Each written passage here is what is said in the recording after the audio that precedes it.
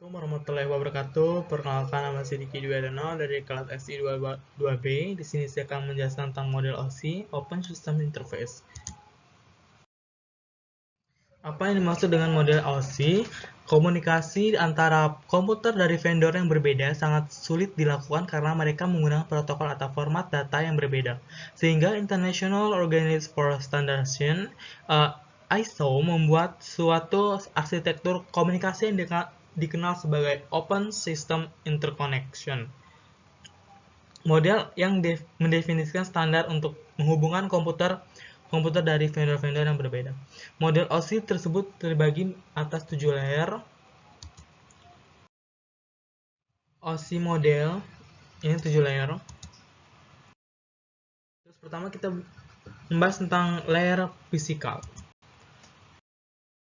Layer fisikal adalah layer yang paling sederhana, berkaitan dengan elektrikal dan optikal koneksi antar peralatan. Sebagai contoh kabel, transceiver, dan connection yang terkait dengan layer fisikal. Peralatan seperti repeater, bulb, dan network card adalah berada layer ini.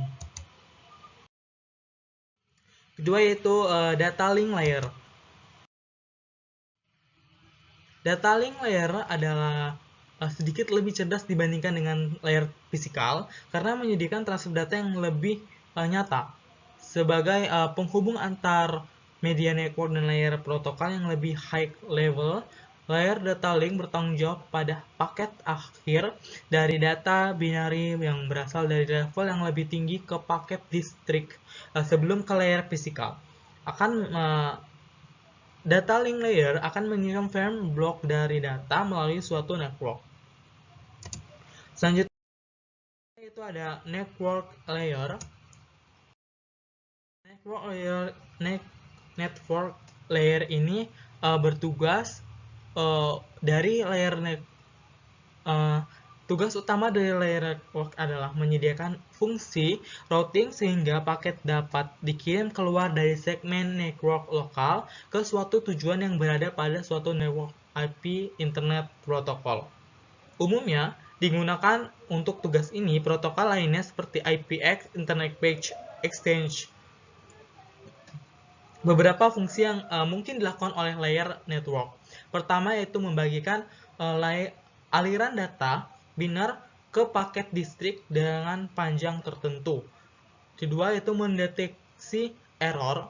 Ketiga yaitu memperbaiki error dengan mengirim ulang paket yang rusak. Keempat yaitu mengendalikan aliran. Keempat yaitu transport layer. Layer transport data menggunakan protokol seperti UDP, TCP, dan atau SPX Switch Page Exchanger. Yang satu ini digunakan oleh network, tetapi khusus untuk koneksi berorientasi IPX, layer transport adalah pusat dari mode OSI.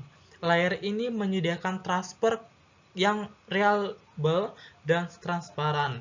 Antara kedua titik akhir, layer ini juga menyediakan multiplexing, kendali aliran, dan pemeriksaan error serta memperbaikinya. Selanjutnya ada session layer. Layer ini menyediakan layanan kedua layer di atas merupakan koordinasi komunikasi antar entity layer yang mewakilnya. Beberapa protokol pada layer ini, pertama itu NetBIOS, kedua itu ada NetBIOS, ketiga itu ADSP, lanjut ke presentation layer. Itu adalah layer yang berguna untuk melakukan hanya suatu fungsi tunggal, translasi dari berbagai tipe pada sintaks sistem.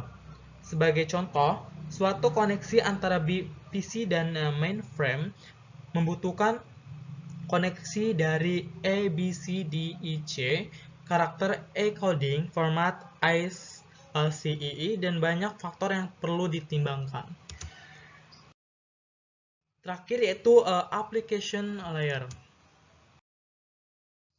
application layer adalah yang paling cerdas. Why? Gateway berat pada layer ini, gateway melakukan pekerjaan yang sama seperti sebuah router, tetapi ada perbedaan di antara mereka. Layer application adalah penghubung utama antara aplikasi yang berjalan pada satu komputer dan resource network yang membutuhkan akses padanya. Layer application adalah layer di mana use akan beroperasi padanya. Protokol seperti VTP, Telnet, SMTP, HTTP, POP3 berada pada layer application. Mungkin itu saja yang bisa saya sampaikan, kurang lebihnya mohon maaf. Wassalamualaikum warahmatullahi wabarakatuh.